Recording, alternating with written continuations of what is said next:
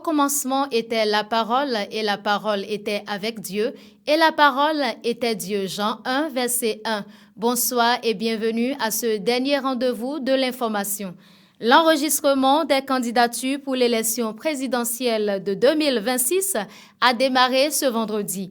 Il a été lancé par la Commission électorale nationale autonome Sénat conformément au calendrier électoral publié le 11 août dernier. Cette étape marque le début du processus officiel de désignation des duos candidats à la magistrature suprême. La liste définitive des duos en lice sera connue le 14 octobre à la clôture de l'enregistrement. Le Bénin a célébré en différé hier la journée mondiale des enseignants. Les manifestations se sont déroulées à Djougou en présence des ministres en charge de l'éducation, Salimane Karimou, Véronique Toinfode et Léonore Yahi Ladekan, du ministre conseiller Paulin Benou et des enseignants des trois ordres de l'éducation venus de divers horizons.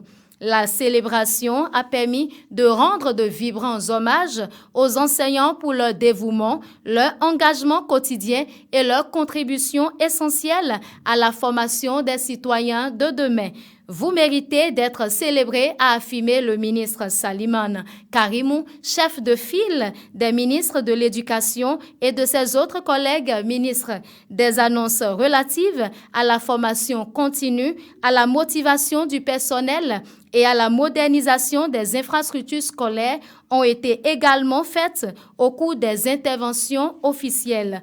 Plusieurs d'entre les enseignants présents ont été distingués pour les performances réalisées au cours de l'année 2024-2025, ainsi que ceux qui font valoir leur droit à la retraite. Le thème retenu au plan mondial pour cette journée est « Redéfinir l'enseignement comme une profession de collaboration » et au plan national, collaboration dans le système éducatif, gage d'un enseignement au service du développement. Pour rappel, la Journée mondiale des enseignants est célébrée tous les 5 octobre.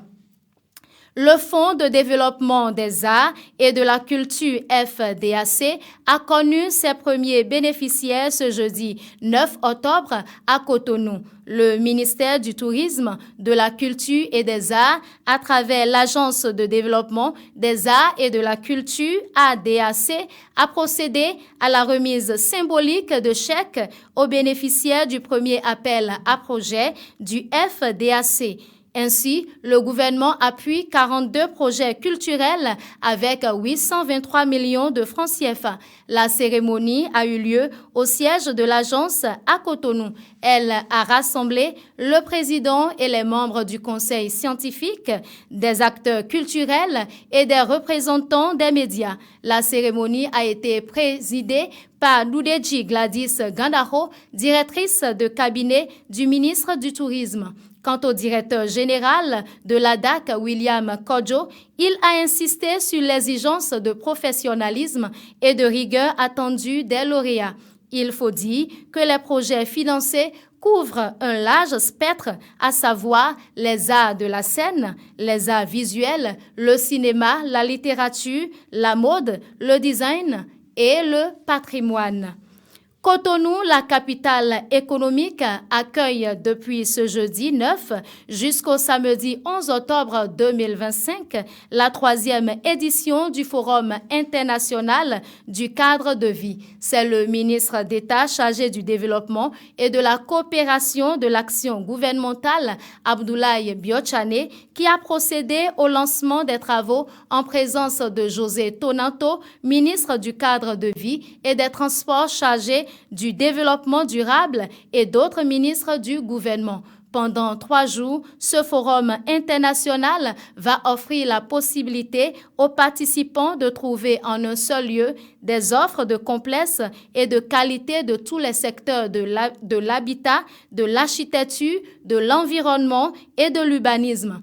Il est à noter que le secteur du cadre de vie a bénéficié de ressources importantes qui démontrent son positionnement stratégique et politique dans le programme d'action du gouvernement.